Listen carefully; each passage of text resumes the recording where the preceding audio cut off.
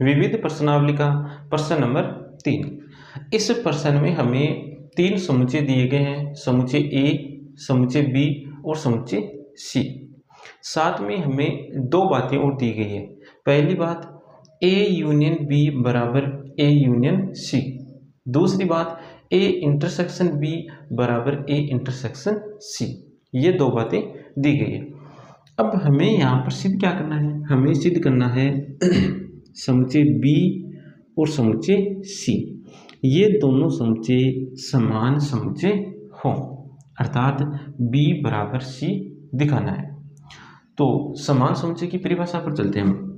तो बी और सी ये समान समुच्चय कब होंगे? जब बी के सभी अवयव सी में उपस्थित हों और सी के सभी अवयव बी में उपस्थित हों, तब बी बराबर सी होगा। अब इस परिभाषा में यदि हम उप समुच्चय की परिभाषा का प्रयोग करें तब यह परिभाषा क्या बनती है वो हम देखते हैं। बी के सभी अवयव सी में उपस्थित हों, इसका मतलब बी उप समुच्चय है सी का। सी के सभी अवयव बी में उपस्थित हों, इसका मतलब सी उप समुच्चय है बी का। तो इन्हीं जगह पर उप समुच्चय की परिभाषा का उपयोग होगा, बाकी को ऐसा कैसा लिख लो। तो आगे लिखा हुआ है तब बी बराबर सी।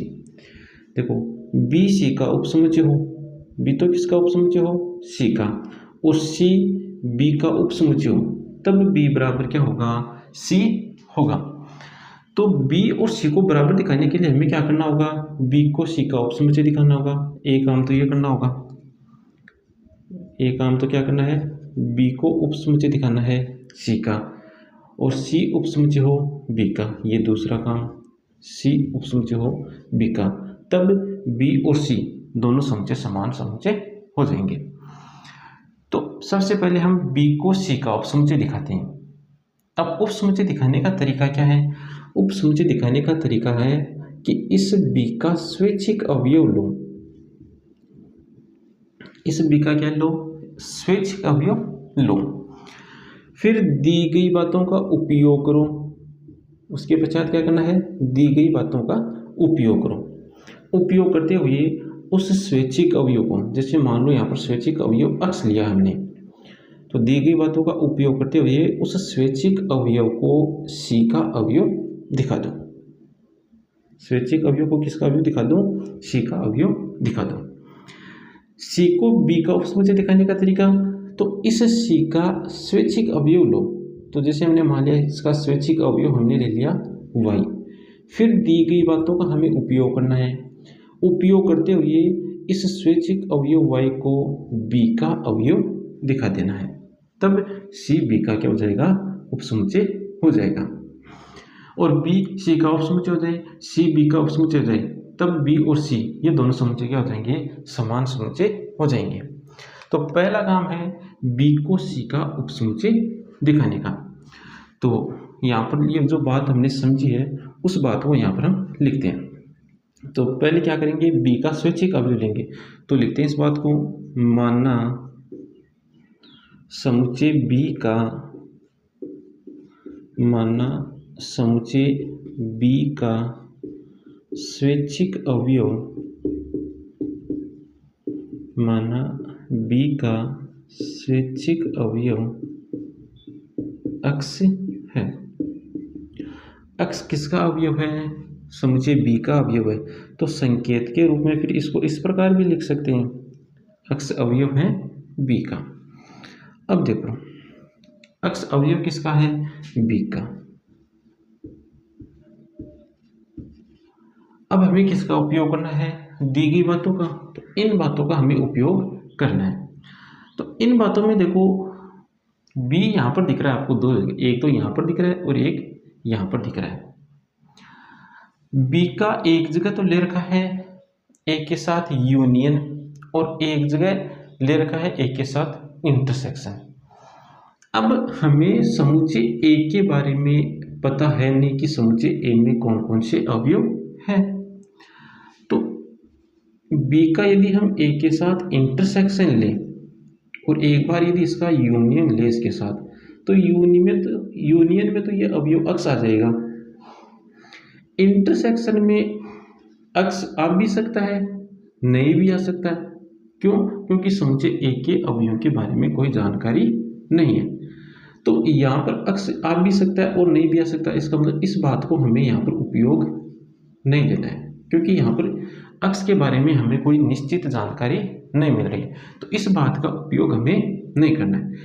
यूनियन में तो देखो अक्स आएगा ही आएगा, क्योंकि बी में अक्स उपस्थित है, तो यहाँ पर ए के अवयव भी आते हैं और बी के अवयव भी आते हैं। तो अक्स बी में उपस्थित है तो यहाँ पर भी अक्स आ जाएगा, तो ए यूनियन बी में अक्स उपस्थित होगा। तो फिर हम क्या करेंगे, इस बात का उपयोग करेंगे। तो अक्स अवयव किसका हो गया? ए यूनियन बी का हो गया। अक्स बी में है तो अक्स ए यूनियन बी का भी अवयव होगा। इंटरसेक्शन का हो भी सकता है, नहीं भी हो सकता है, तो निश्चित नहीं कह सकते वहां पर, तो उस बात का तो हमें उपयोग ही नहीं करना है। यूनियन में होगा ही होगा।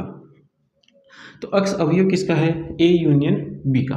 अब देखो ए यूनियन बी किसके बराबर दे रखा है? ए यूनियन सी के। तो इसकी जगह हम क्या लिखेंगे वहां से? A union C. तो अक्स अवयव है ए यूनियन सी का। यहाँ पर ये जो हमने चेंज किया है वो समीकरण ए का उपयोग करके किया है। अब देखो अक्स किसका अवयव है? ए यूनियन सी का अवयव है। अब हमें यहाँ पर यह नहीं लिख देना है कि अक्स सी का अवयव है। अक्स किसका अवयव है? सी का अवयव है। ऐसा हम सीधा यहाँ पर नहीं लिख सकते। क्यों नहीं लिख सकते?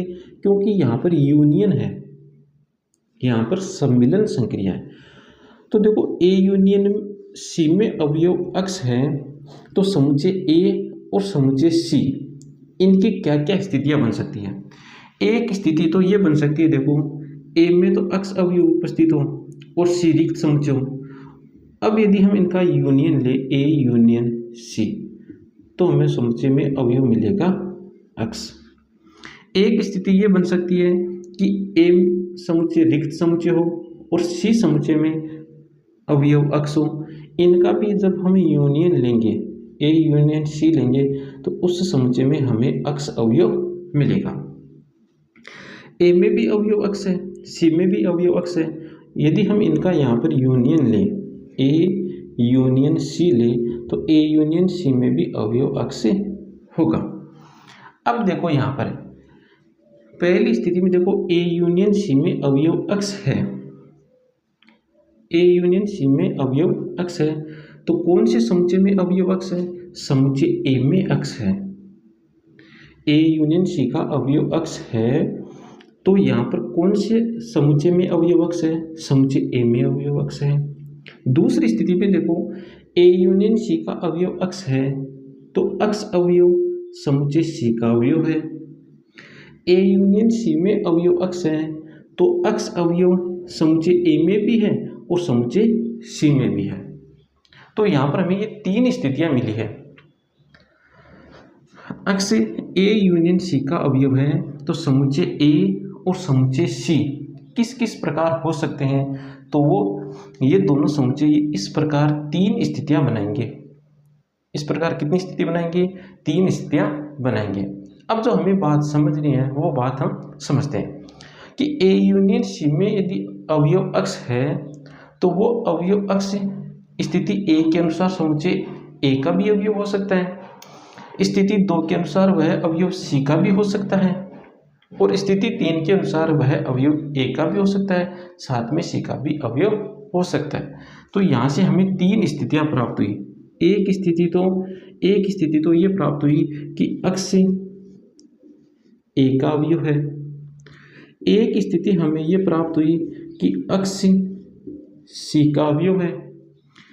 तीसरी स्थिति हमें ये प्राप्त हुई अक्स ए में भी है और अक्स सी में भी है।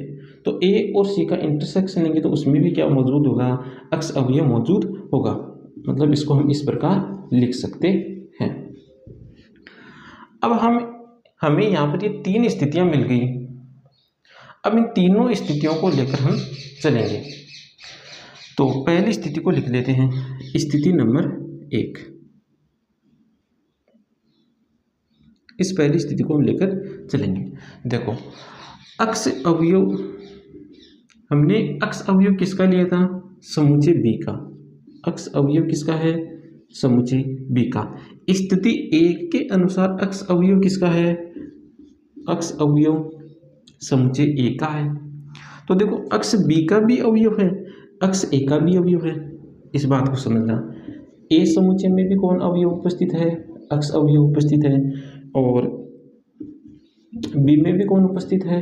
अक्ष अवयव उपस्थित है। अब इनका इंटरसेक्शन लो, ए इंटरसेक्शन बी में भी कौन उपस्थित होगा? अक्ष अवयव उपस्थित होगा। तो अक्ष बी में भी उपस्थित है, अक्ष ए में भी उपस्थित है। इसका मतलब अक्ष ए इंटरसेक्शन बी में भी उपस्थित होगा। ए इंटरसेक्शन बी की जगह यहाँ से क्या लिख सकते हैं? ए इंटरसेक्शन सी लिख सकते हैं। तो अक्ष अवयव है ए इंटरसेक्शन सी का। इसकी जगह समीकरण 2 से हमने क्या लिख दिया? ए इंटरसेक्शन सी लिख दिया। अब देखो, अक्ष अवयव किसका है? ए इंटरसेक्शन सी का अवयव है। अक्ष किसका अवयव है? ए इंटरसेक्शन सी का अवयव है। इसका मतलब अक्ष ए में भी उपस्थित है और अक्ष सी में भी उपस्थित है, अर्थात अक्ष दोनों समुच्चयों का अवयव है। अक्ष किसका अवयव है? ए इंटरसेक्शन सी का अवयव है। इसका मतलब ये हुआ कि अक्ष ए और सी दोनों समुच्चयों का अवयव है, क्योंकि इंटरसेक्शन में उभयनिष्ठ अवयवों को लिखा जाता है। तो यहाँ पर लिखते हैं अवयव अक्ष समुच्चय ए तथा सी दोनों का अवयव है, दोनों का अवयव है। तो इस बात से देखो, अक्ष अवयव किसका है? समुच्चय ए का भी अवयव है और समुच्चय सी का भी अवयव है। तो इस बात से मैं ऐसा लिख सकता हूं कि अवयव अक्ष समुच्चय सी का अवयव है। लिख सकता हूँ इस लाइन से, ऊपर वाले से, अवयव है। ये नीचे जो लाइन लिखी है वो ऊपर वाली लाइन से लिख सकते हैं। क्यों लिख सकते हैं? क्योंकि अक्ष सी में भी उपस्थित है और ए में भी उपस्थित है, दोनों में उपस्थित है। तो इस लाइन से मैंने लाइन जो लिखी है वो क्या है? अवयव अक्ष समुच्चय सी का अवयव है।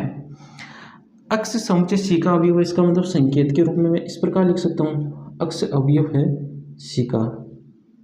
अब देखो, अक्ष को हम बी का लेकर चले और अक्ष को हमने समुच्चय सी का अवयव दिखा दिया।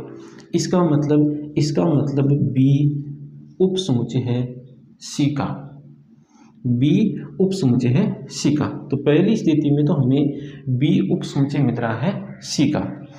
अब दूसरी स्थिति की हम बात करते हैं। तो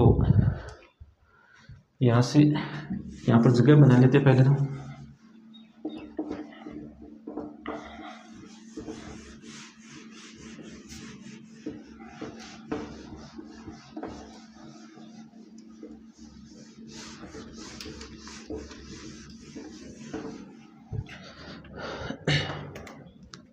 देखो, स्थिति नंबर 2।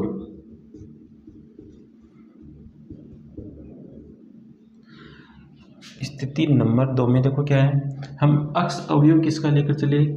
अक्ष अवयव हम बी का लेकर चले और स्थिति 2 के अनुसार अक्ष अवयव किसका है? स्थिति 2 के अनुसार अक्ष अवयव सी का अवयव है। तो देखो, अक्ष बी का लेकर चले और अक्ष को हमने किस में दिखा दिया? सी में दिखा दिया। इसका मतलब बी उप समुच्चय है सी का। तो दूसरी स्थिति में भी हमें बी उप समुच्चय मिल गया सी का। तीसरी स्थिति देखो, तीसरी स्थिति क्या है? स्थिति नंबर 3,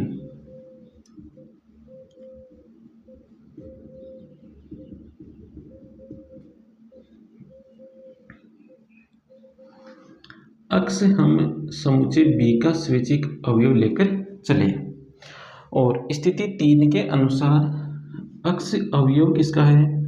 A इंटरसेक्शन C का अवयव है। अक्स किसका अवयव है? A इंटरसेक्शन C का अवयव है। इसका मतलब ये हुआ कि अवयव अक्स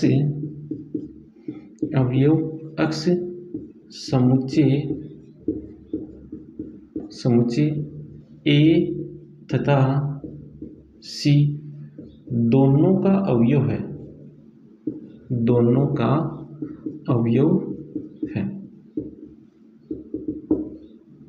तो C का भी अवयव है। तो इस बात से ये बात लिख सकते हैं कि अक्स अवयव है C का, क्योंकि जो अवयव अक्स है वो A में भी उपस्थित है और C में भी उपस्थित है, A और C दोनों में उपस्थित है। इसका मतलब हम निश्चित निर्णय ले लेंगे कि अक्स C में भी उपस्थित है, अर्थात अक्स C का अवयव है और उसको हमने संकेत के रूप में इस प्रकार लिख लिया। अब देखो, अक्स अवयव B का लेकर चले और अक्स को हमने किस में दिखा दिया? C में दिखा दिया। तो अक्स अवयव हमें B का लेकर चले और अक्स अवयव को हमने C में दिखा दिया। इसका मतलब B उप समुच्चय है C का। इसका मतलब क्या हुआ? B उप समुच्चय है C का। तो तीनों स्थितियों में हमें B उप समुच्चय मिला है C का। तो स्थिति फर्स्ट, सेकंड और थर्ड, तीनों ही स्थितियों में, इन तीनों स्थितियों में हमें B उप समुच्चय मिला है C का। इसको हम समीकरण नंबर 1 लिख लेते हैं, समीकरण नंबर 3। यहाँ पर देखो, हमें 3 स्थितियां मिली थी और तीनों ही स्थितियों में B उप समुच्चय है C का। तो B तो उप समुच्चय मिल गया C का। अब हमें क्या करना है? अब हमें C को उप समुच्चय दिखाना है B का। अब हम C को B का उप समुच्चय दिखाते हैं। तो C को B का उप समुच्चय दिखाने का तरीका, इसका स्वैच्छिक अवयव ले लो, फिर दी गई बातों का उपयोग करो, उपयोग करते हुए उस स्वैच्छिक अवयव को समुच्चय B का अवयव दिखा दो। तो यहाँ पर हमने इस समुच्चय C का स्वैच्छिक अवयव ले लिया Y। तो Y C का अवयव है, इसको हमने संकेत में लिख दिया। अब देखो, हम दी गई बातों का उपयोग करेंगे। तो इन दी गई बातों में देखो, C हमें कहाँ पर दिखाई दे रहा है? तो C हमें एक तो यहाँ पर दिखाई दे रहा है और एक यहाँ पर दिखाई दे रहा है। तो इन दोनों जगह पर C का एक बार तो A के साथ यूनियन ले रखा है और एक बार C का A के साथ इंटरसेक्शन ले रखा है। अब यहाँ पर हमें समुच्चय A के बारे में कोई जानकारी नहीं है, हमें C के बारे में पता है कि C में अवयव है Y। अब यदि हम इनका यूनियन लें तो इस यूनियन में भी हमें अवयव क्या मिल जाएगा? Y मिल जाएगा। निश्चित रूप से हमें अवयव क्या मिलेगा? Y मिलेगा ही मिलेगा। इंटरसेक्शन में मिल भी सकता है और नहीं मिल सकता, क्योंकि समुच्चय A के अवयवों के बारे में जानकारी नहीं है। तो जानकारी नहीं है तो फिर इंटरसेक्शन वाली बात का तो उपयोग हम करेंगे नहीं। यूनियन में हमें अवयव मिलेगा Y, तो Y C का अवयव है। इसका मतलब Y A यूनियन C का भी अवयव है। Y C का अवयव, इसका मतलब Y A यूनियन C का भी अवयव होगा। A यूनियन C किसके बराबर दे रखा है समीकरण 1 में? देखो, A यूनियन B के बराबर, तो इसकी जगह हम क्या लिखेंगे फिर? Y अवयव है A यूनियन B का। Y किसका अवयव है? A यूनियन B का अवयव है। Y A यूनियन B का अवयव है, तो Y कौन से समुच्चय का अवयव होगा? तो देखो, ये समुच्चय 3 स्थितियां बनाएंगे। समुच्चय क्या है? एक तो A और एक B। एक स्थिति तो ये बनेगी कि समुच्चय A तो हो रिक्त समुच्चय और समुच्चय B हो जिसमें अवयव है Y। एक स्थिति ये बनेगी कि A तो जो समुच्चय होगा उसमें अवयव होगा Y और B समुच्चय होगा रिक्त समुच्चय, या A समुच्चय जिसमें अवयव होगा Y और B समुच्चय में भी अवयव होगा Y। ये 3 स्थितियां बनेगी। देखो, ए फाई हो और बी में अवयव वाई है, तो इनका यूनियन लो, ए यूनियन बी बराबर हमें क्या मिलेगा, इस समुच्चय में वाई अवयव मिलेगा। इनका भी यूनियन लेंगे तो हमें ए यूनियन बी बराबर ये मिलेगा, समुच्चय के अंदर वाई अवयव। यहाँ पर भी ए यूनियन बी बराबर क्या मिलेगा, समुच्चय के अंदर वाई अवयव मिलेगा। तो ए यूनियन बी में वाई अवयव है, तो ए और बी इन दोनों समुच्चयों को हम तीन स्थितियों में लिख सकते हैं। एक स्थिति ये, एक स्थिति ये और एक स्थिति ही है। अब देखो ए यूनियन बी का अवयव वाई है, तो वाई कौन से समुच्चय का अवयव होगा, ए यूनियन बी का अवयव है वाई, ए यूनियन बी का अवयव कौन है, वाई है, तो ये वाई कौन से समुच्चय का अवयव होगा, तो स्थिति एक के अनुसार तो वाई अवयव है बी का, स्थिति एक के अनुसार तो वाई अवयव किसका है, बी का, स्थिति दो के अनुसार वाई अवयव समुच्चय ए का है, स्थिति तीन के अनुसार वाई अवयव समुच्चय ए का भी है और समुच्चय बी का भी अवयव है। तो तीन स्थितियां बनी। एक स्थिति तो ये बनी कि ये जो वाई ए यूनियन बी का अवयव है, ये वाई ए का भी अवयव हो सकता है स्थिति दो के अनुसार। एक स्थिति ये मिली कि ये जो वाई अवयव है यह समुच्चय बी का भी अवयव है। एक स्थिति ये मिली कि ये अवयव वाई जो ए यूनियन बी का है यह समुच्चय ए का भी है और समुच्चय बी का भी है। तो ए और बी दोनों में, इसका मतलब ये इंटरसेक्शन का अवयव है, ए इंटरसेक्शन बी का अवयव है। अब इन तीनों स्थितियों को हम आगे लेकर चलेंगे। तो पहली स्थिति को लेकर हम चलते हैं आगे। स्थिति नंबर 1, देखो वाई अवयव हमने किसका माना, सी का स्वैच्छिक अवयव माना, और स्थिति एक के अनुसार वाई अवयव किसका है, एक का है। वाई अवयव हमने सी का माना और वाई अवयव स्थिति एक के अनुसार किसका है, एक का है। तो सी समुच्चय में भी वाई अवयव है और ए समुच्चय में भी वाई अवयव है, तो इनके इंटरसेक्शन में भी वाई अवयव होगा। इनके इंटरसेक्शन में भी अवयव कौन सा होगा, वाई अवयव होगा। तो यहाँ से मैं लिख सकता हूँ वाई ए इंटरसेक्शन सी का भी अवयव है। ए इंटरसेक्शन सी किसके बराबर है, समीकरण 2 के अनुसार ए इंटरसेक्शन बी के बराबर, तो इसकी जगह हम क्या रखेंगे, ए इंटरसेक्शन बी। तो वाई अवयव है ए इंटरसेक्शन बी। अब देखो वाई ए इंटरसेक्शन बी का अवयव है, तो वाई कौन से समुच्चय का अवयव होगा, वाई समुच्चय ए का भी अवयव होगा और वाई समुच्चय बी का भी अवयव होगा, दोनों समुच्चयों का अवयव होगा। वाई किसका अवयव है, ए इंटरसेक्शन बी का अवयव है। देखो यहाँ पर यूनियन का था, इसलिए यहाँ पर तीन स्थितियां बन गई। यहाँ पर वाई ए इंटरसेक्शन बी का है, तो इंटरसेक्शन का अवयव है, इसका मतलब ये समुच्चय ए का भी अवयव है और समुच्चय बी का भी अवयव है, दोनों समुच्चयों का अवयव है। तो लिखते हैं यहाँ पर अवयव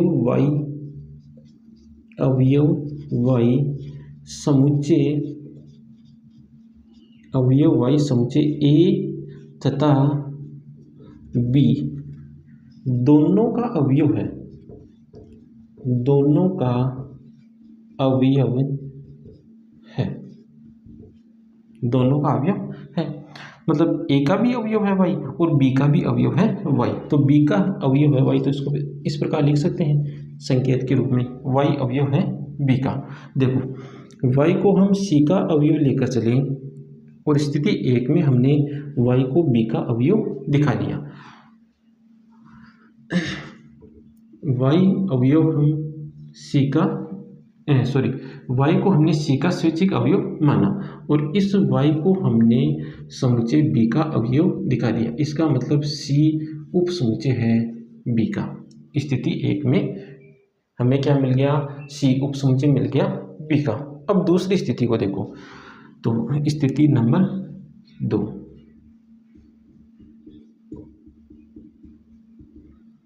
देखो वाई अवयव हम किसका लेकर चले थे, वाई अवयव हमने सी का अवयव माना और स्थिति 2 के अनुसार वाई अवयव किसका है, बी का अवयव है। स्थिति 2 के अनुसार y किसका अवयव है? b का। तो c का स्वैच्छिक अवयव माना और स्थिति 2 में y अवयव किसका मिल गया? b का मिल गया। इसका मतलब c उप समुच्चय है b का। अब आओ स्थिति नंबर 3 पर। स्थिति नंबर 3 देखो, y अवयव हमने किसका लिया? c का लिया। स्थिति 3 क्या है? स्थिति 3 ये करे कि y अवयव किसका है? y अवयव यहाँ पर लिखते हैं, y अवयव किसका है? a इंटरसेक्शन c का अवयव है। a इंटरसेक्शन c का अवयव है तो a इंटरसेक्शन c की जगह देखो यहाँ से क्या रख देंगे? a intersection b। तो y अवयव है a इंटरसेक्शन b का। y किसका अवयव हो गया? a इंटरसेक्शन b का। देखो ये वापस बात हमें मिल गई, तो ये बातें हम वापस लिख लेंगे। तो y a इंटरसेक्शन b का अवयव है। इसका मतलब y अवयव जो है वो a का भी अवयव है और b का भी अवयव है, अर्थात दोनों समुच्चयों का अवयव है। अवयव y समुच्चय a तथा b दोनों का अवयव है, दोनों का अवयव है। a का भी अवयव है y और b का भी अवयव है y। तो y b का अवयव है, इसको इस प्रकार लिख सकते हैं संकेत में। इस बात से हम लिख लेंगे y a का भी अवयव है और b का भी अवयव है, दोनों का अवयव है। हमें तो किस में चाहिए? b में चाहिए। तो इस बात से हमने लिख लिया y अवयव है b का। अब देखो y को c का अवयव लेकर चले और y को हमने किसका अवयव दिखा दिया? b का अवयव दिखा दिया। y अवयव हम c का लेकर चले और y अवयव को हमने b में दिखा दिया। इसका मतलब c उप समुच्चय है b का। तो यहाँ पर हमें 3 स्थितियाँ मिली थी इस जगह पर आकर, और तीनों ही स्थितियों में, स्थिति फर्स्ट, सेकंड और थर्ड, तीनों ही स्थितियों में हमें c उप समुच्चय मिला b का। तो इसको लिख दो समीकरण नंबर 4। अब देखो समीकरण 3 व 4 से, 3 व 4 से समीकरण 3 क्या है? b उप समुच्चय है c का। समीकरण 4 क्या है? c उप समुच्चय है b का।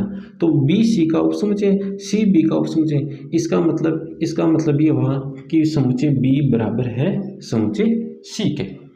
और ये हमें इस प्रश्न में क्या करना था? सिद्ध करना था। तो आज की क्लास में केवल ये एक ही प्रश्न, आगे के प्रश्न हल करेंगे हम नेक्स्ट क्लास में।